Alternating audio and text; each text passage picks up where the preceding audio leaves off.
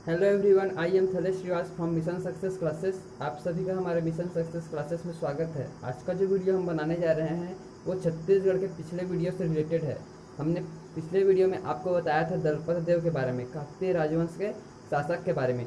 उन्हीं के अगले पुत्र होते हैं अजमेर सिंह और दरिया देव। आज का जो वीडियो बना है आज हम उन्हीं के ऊपर डिस्कस करेंगे। तो चलिए आज का वीडियो स्टार्ट करते हैं।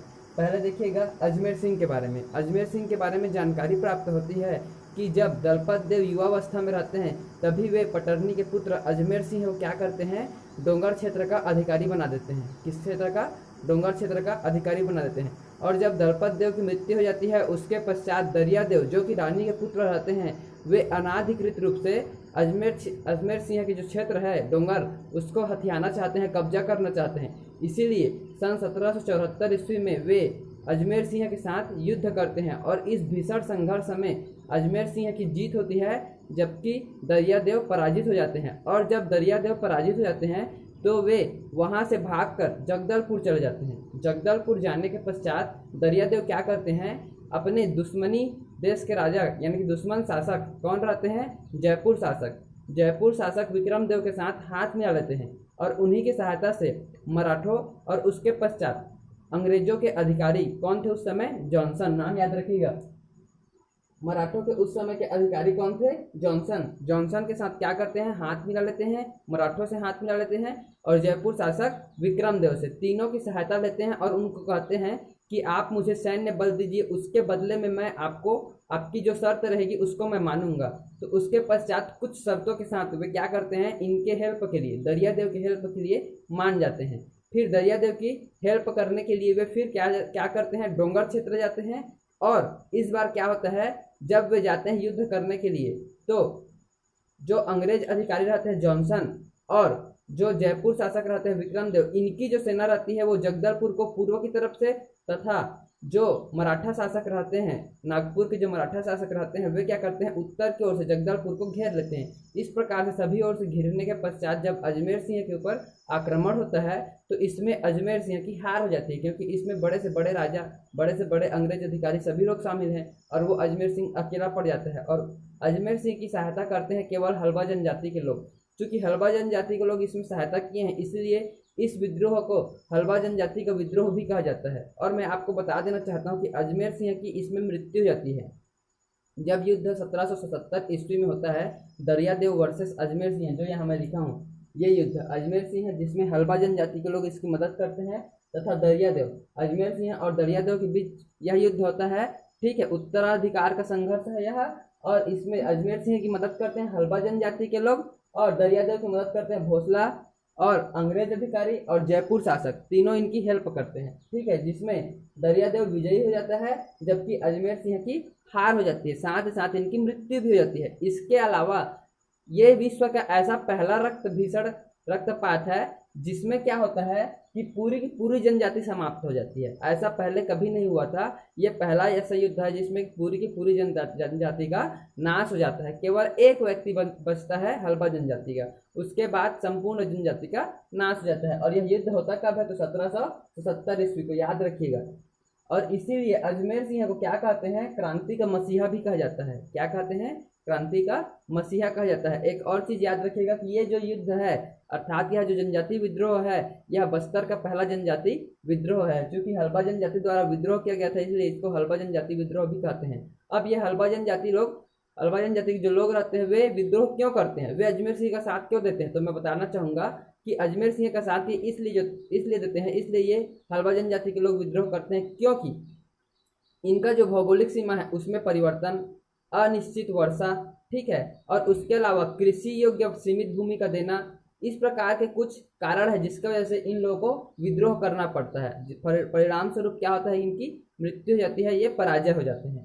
उसके बाद इसमें मैं लिखा भी हूँ कि यह प्रथम जनजाति विद्रोह है। और इसी के साथ साथ क्या होता है, चालुक्य वंश समाप्त हो जाता है सदैव के लिए। इसके साथ, क्योंकि ये चालुक्य वंश या काकतीय वंश के वो शासक होते हैं, अंतिम शासक होते हैं जो स्वतंत्र रूप से बस्तर पर शासन करते हैं। इसके पश्चात जो शासक आते हैं वे अंग्रेजों के अधीन होकर या फिर मराठों के अधीन होकर क्या करते हैं, शासन कार्य करते हैं। इसीलिए इनको क्या कहते हैं, काकतीय वंश के स्वतंत्र अंतिम शासक कहते हैं। इसके बाद चालुक्य वंश या काकतीय वंश के जो शासक रहते हैं वो किसी के ऊपर या किसी के अधीन होकर क्या करते हैं, शासन कार्य चलाते हैं, शासन करते हैं। और इस विद्रोह का कारण भी मैं बता दिया था, उसको भी यहाँ लिख दिया हूँ। और इसके पश्चात फिर क्या होते हैं, अगले शासक आते हैं दरियादेव। अजमेर सिंह की कहानी समझ में आ गई। प्रमुख बातों को याद रखिएगा। डोंगर क्षेत्र का प्रमुख अधिकारी, क्रांति का मसीहा कहा जाता है। युद्ध 1774 में पहले हुआ जिसमें अजमेर सिंह की जीत हुई, और उसके पश्चात दूसरा युद्ध हुआ जिसमें अजमेर सिंह वर्सेस दरियादेव हुआ। अजमेर सिंह का क्या करते हैं, हल्बा जनजाति का मदद लेते हैं, जबकि जो दरियादेव रहते हैं वो भोसला अंग्रेज अधिकारी और जयपुर शासक की मदद लेते हैं। जीत किसकी होती है, दूसरी युद्ध 1777 ईस्वी में दरियादेव विजयी होते हैं। और यह जो जनजाति विद्रोह है यह बस्तर का प्रथम जनजाति विद्रोह कहलाता है। साथ ही चालुक्य वंश इसमें समाप्त हो जाता है, साथ ही साथ हल्बा जनजाति भी समाप्त हो जाती है। इसके अलावा इस विद्रोह के कारण क्या है वो भी बता दिया गया है। अनिश्चित वर्षा, भौगोलिक सीमा में परिवर्तन, सीमित कृषि योग्य भूमि इत्यादि। इसके पश्चात अगले शासक आते हैं दरियादेव। दरियादेव के बारे में मैं ऊपर में ही बता दिया, चूंकि उनको निजी लाभ के कारण, निजी लोभ के कारण वे क्या करते हैं, अपने निजी लाभ और निजी लोभ के कारण वे क्या करते हैं, एक पूरी की पूरी जनजाति को समाप्त कर देते हैं। इसीलिए इनकी स्वाधीनता क्या हो जाती है, समाप्त हो जाती है। बस्तर की स्वाधीनता समाप्त होने के साथ ही साथ राज्य में क्या होता है, अव्यवस्था फैल जाती है, अराजकता फैल जाती है। परिणाम स्वरूप दरियादेव को कोटपाड़ की संधि करनी पड़ती है। अब कोटपाड़ की संधि इसलिए भी करनी पड़ती है क्योंकि ऊपर में जब दरियादेव में बताया 1770 ईस्वी में जब वे मदद मांगने के लिए गए थे जयपुर शासक के पास, भोसला शासकों के पास और अंग्रेज अधिकारी के पास, तो उन्होंने कुछ शर्तों के साथ इन्हें क्या किया था, मदद करने का वादा किया था। तो उन मदद करने के वादा जो किए थे उन वादा को पूरा करने के लिए कोटपाड़ की संधि की गई। और कोटपाड़ की संधि होती है 6 अप्रैल 1778 ईस्वी को। डेट याद रखिएगा, 6 अप्रैल 1778 ईस्वी को कोटपाड़ की संधि होती है। और इस कोटपाड़ की संधि में क्या होता है कि ये जो कोटपाड़ क्षेत्र है, परगना है, यह परगना जयपुर शासक के हवाले कर दिया जाता है। और इसके अलावा भोसला पक्ष के जो रहते हैं व्यक्ति, उन लोगों को भी कुछ देना पड़ता है। तो उन लोगों का शर्त रहता है कि आप 59,000 रुपये प्रति वर्ष, 59,000 रुपये प्रति वर्ष टकोली या नजराना के रूप में हमें क्या करेंगे, प्रति वर्ष भेंट देंगे, उपहार देंगे। तब आपका जो बस्तर क्षेत्र है वह स्वतंत्र रहेगा, अन्यथा नहीं। ऐसा भोसला शासकों द्वारा कहा जाता है। कितना रुपया, 59,000 रुपये प्रति वर्ष टकोली या नजराना के रूप में जमा करना पड़ेगा, तब आपका बस्तर क्षेत्र सुरक्षित रहेगा, स्वतंत्र रहेगा। और इस कोटपाड़ की संधि में कौन कौन शामिल होते हैं, तो भोसला पक्ष, जयपुर पक्ष, बस्तर निवासी और नागपुर के अधीन रतनपुर के जो शासक रहते उस समय, उनके बिंबा जी के सेनापति कौन, अबीर राव सेनापति, ये यहाँ आते हैं। ठीक है, बिंबा जी के सेनापति अबीर राव ये भी शामिल होते हैं। इसमें शर्त मैं बता दी, 59,000 रुपये प्रति वर्ष किनको देना है, भोसलों को देना है। कौन देंगे, दरियादेव, ठीक है, या इनके जो वंशज आएंगे वो देंगे। उसके अलावा कोटपाड़ क्षेत्र किसके अधीन हो जाता है, तो जयपुर शासक के अधीन हो जाता है। इसके अलावा बस्तर रतनपुर के अधीन चला जाता है। अब बस्तर जो है रतनपुर क्षेत्र में कौन है, रतनपुर क्षेत्र में भोसलों के अधीन शासक हैं, अबीर राव जहाँ के सेनापति हैं, ये बस्तर क्षेत्र उनके अधीन चला जाता है। और जब बस्तर रतनपुर के अधीन चला गया, इसका मतलब यह हुआ कि अब बस्तर छत्तीसगढ़ का अभिन्न अंग बन गया। इसी के साथ ही इसके पश्चात एक घटना घटती है कि प्रथम अंग्रेज यात्री मिस्टर ब्लंट का यहाँ आगमन होता है। कब, 12 मई 1795 को। वे 12 मई 1795 को बस्तर आगमन की बलवती इच्छा लेकर यहाँ प्रवेश करते हैं, किंतु उन्हें पार्श्ववर्ती क्षेत्रों से ही घूमकर जाना पड़ता है।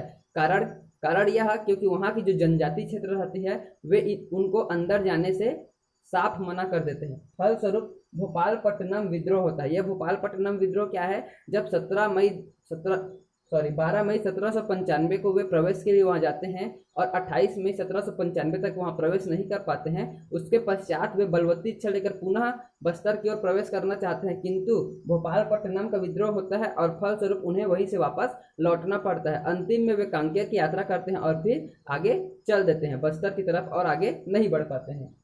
ये जानकारी प्राप्त होती है दरियादेव के बारे में। इसके पश्चात अगले शासक आते हैं महिपाल देव। महिपाल देव के बारे में जानकारी प्राप्त होती है कि 1830 में ये महिपाल देव क्या करते हैं, सिहावा परगना को मराठों के अधीन भेंट कर देते हैं। अब ये भेंट क्यों करते हैं, इसके पीछे एक छोटा सा इतिहास उसको बताना चाहूँगा कि दरियादेव को यहाँ बोला गया कि 59,000 रुपये प्रति वर्ष टकोली के रूप में नजराना जमा करना है, किंतु ऐसा वे नहीं करते हैं। वे जब भी टकोली या नजराना जमा करना होता है तो वे उदासीनता दर्शाते हैं, और यही काम महिपाल देव भी करते हैं। यहाँ तक कि वे तो वेंकोजी भोसला, नागपुर के जो शासक रहते हैं वेंकोजी भोसला, उनको भी पत्र लिख देते हैं कि आज से मैं स्वतंत्र हूं और आपको टकोली या नजराना भेंट या उपहार नहीं करूंगा। आज से मैं स्वतंत्र शासक हूं और स्वतंत्र रूप से यहाँ शासन करूंगा।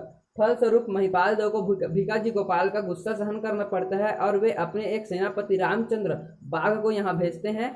वे एक दिन अचानक से बस्तर पर हमला करते हैं। अचानक हमला होने के कारण जो बस्तर की सेना है, महिपाल देव की जो सेना है, वे संभल नहीं पाती हैं और फिर उन्हें भागना पड़ता है। अब ये भाग कर चले जाते हैं। फलस्वरूप रामचंद्र बाघ जो सेनापति है भोसलों के, वे उनके महल पर कब्जा कर लेते हैं। अब अपने महल को छुड़ाने के लिए महिपाल देव क्या करते हैं, पुनः एक बार अपनी सेना गठित करते हैं और सेना गठित करने के पश्चात रामचंद्र बाघ पर फिर हमला करते हैं, जिसमें महिपाल देव की जीत होती है और रामचंद्र बाघ को क्या करना पड़ता है, वहां से भागना पड़ता है। वे भागकर पुनः नागपुर चले जाते हैं। रामचंद्र बाघ और महिपाल देव अपने क्षेत्र में बस जाते हैं। तत्पश्चात रामचंद्र बाघ बड़ी टुकड़ी लेकर इस बार क्या करते हैं, हमला करते हैं और इसमें महिपाल देव की हार होती है। जब महिपाल देव हार जाते हैं तब उन्हें क्या करना पड़ता है, सत्यनिष्ठ होकर सिहावा परगना सत्यनिष्ठ होकर उन्हें कहना पड़ता है कि अब से मैं जो भी हमारा टकोली है, नजराना है, मैं समय समय पर देता रहूंगा। चूंकि वे कई वर्षों तक का टकोली या नजराना नहीं दिए रहते हैं, कई वर्षों तक के टकोली या नजराना जो बचा रहता है, उसके फलस्वरूप ये क्या करते हैं, सिहावा परगना को मराठों के अधीन प्रस्तुत करते हैं कि आज से जो टकोली जो बचा था पिछले वर्षों का, उन सभी वर्षों के फलस्वरूप मैं आपको सिहावा परगना भेंट कर रहा हूँ, आज से आप इनके अधिपति हैं।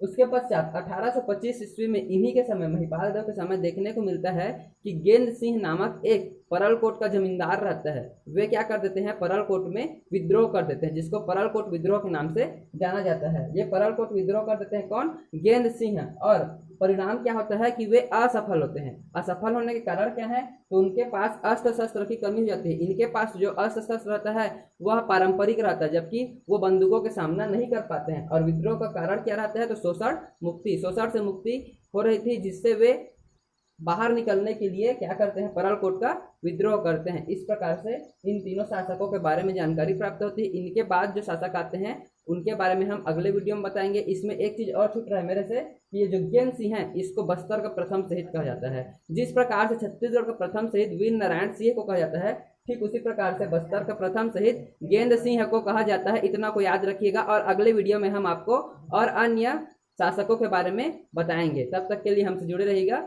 धन्यवाद। और जो नए यूजर होंगे वे हमारे चैनल को लाइक, शेयर और सब्सक्राइब करना ना भूलें। धन्यवाद।